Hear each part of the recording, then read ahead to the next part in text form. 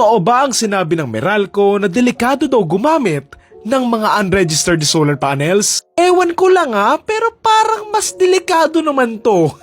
I know na mahilig tayo sa spaghetti tuwing handaan, pero sana ayusin nyo muna yung sarili nyo bago nyo pansinin yung iba. I have no datas pero mostly ng mga nababalitaan ko, mas maraming nagkakasunog dahil sa kawad ng mga Meralco kumpara sa mga solar panels. Sasabihin nila, mga jumper kasi may kasalanan dyan ayun na nga Bakit hindi nyo mahuli-huli or mapigilan nga yung mga jumpers? Sko 2026 na, may mga sasakyan ngang umaandar kahit walang driver Sabi mo bang walang kahit anong technology ngayon to identify if may ibang nagtatap doon sa linya ng Meralco? Kable nyo yan Hindi ba dapat may sensor yan or something? Kasi the fact na kaya ng mga tambay na magtap nga lang doon sa mga kable nyo, it means you need to improve yung security nyo doon sa mga kable nyo.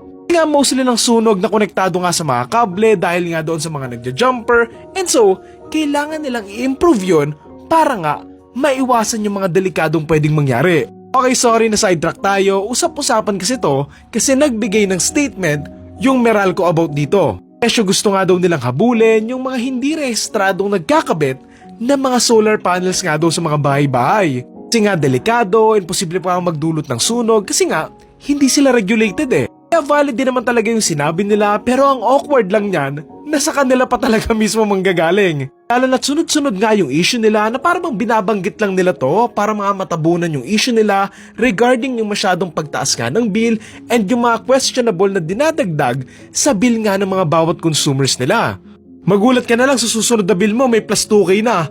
Pang swimming ni Aling Lourdes mula sa Project 1. Sa side, tama din naman na dapat regulated yung mga solar panels Dapat mabantayan yung mga nagkakabit nito para masiguradong up to standards yung quality and yung pagkakakabit nito sa bawat bahay nga. Para nga masigurong safe na hindi lang doon sa mismong bahay nakakabitan but also para sa safety din ng mga kapitbahay nila. Kasi syempre sa panahon ngayon maraming peke and madaling ang masira ng mga solar panels na binibenta dyan sa tabi-tabi. Nakadalasan dahil nga mas mura, mas maraming bumibili pero ayun nga, may risk na magdudulot nga ito ng disgrasya. Sana kung magpapakabit kayo ng solar panel, siguraduhin nyo munang legit, na may license or business permit nga yung magkakabit, kasi nga, para masulit mo naman yung binayad mo, kasi mahal din naman yung solar panels Kaisipin mo, makakamura ka nga, pero mapapamura ka naman kasi nga, wala ka ng bahay So alam mo yon, gets ka naman yung argument ng Meralco na delikado kapag unregulated nga yung mga ganito. Pero kasi, I'm not sure if sila ba yung dapat nag-aayos nito Pero kasi, sila naman yung nagkakabit ng kuryente Sila yung nag-aayos ng mga kawad sa mga poste. So alam mo yon, tignan muna nila yung sarili nila bago sila manita ng iba. Kahit saan ka lumabas sa Pilipinas, kung titignan mo yung mga poste, ang unorganized ng mga kable, buhol-buhol, may ibang mataas, tapos may ibang mababa,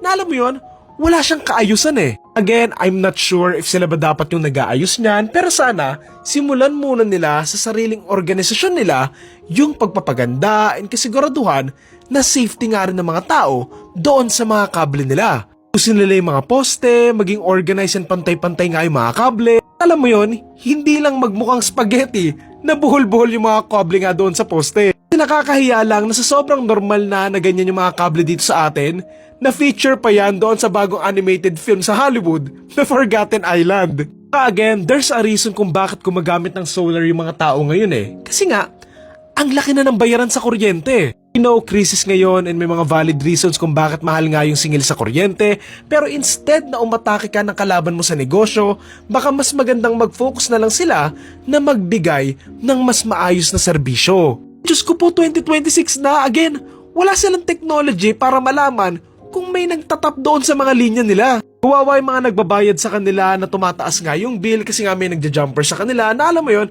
dapat responsibilidad ng Meralco na mabantayan at meron silang mga sensors or something para malaman kung may nagtatap nga doon sa mga linya doon. Ngayon, dapat the moment na may mag-jumper nga doon sa isang lugar, may na-alert doon sa system nila tapos may nagtatanggal agad para nga maiwasan yung sunog na gusto nga nilang iwasan in the first place. Again, hindi lang sa Pilipinas yung may spaghetti wire. Halos sa buong Pilipinas Alam mo yon, baka mas magandang ituon nga nila yung attention nila para maayos nga yung mga kable para maiwasan nga yung mga sunog galing dito. Kaya obviously, hindi rin naman talaga safe sa ganyang klase ng mga poste na I know delikado yung mga unregistered solar panel installations, pero delikado din yung buhol-buhol ng mga kable sa bawat poste dito sa Pilipinas. Medyo weird lang na binibring up nila yan given na pinag-uusapan nga sila recently tungkol nga sa mga ilang charges nila na para bang ginagamit lang nila to divert yung focus ng ibang tao papunta sa ibang issue. Naman, sana maayos yung mga kable sa poste, underman niya ng Meralco or hindi kasi dun sila kumukuha ng kuryente, di ba? I mean, at some parts, may responsibilidad silang ayusin yon. So, yun lang. Hindi na ako aasa pero let's see.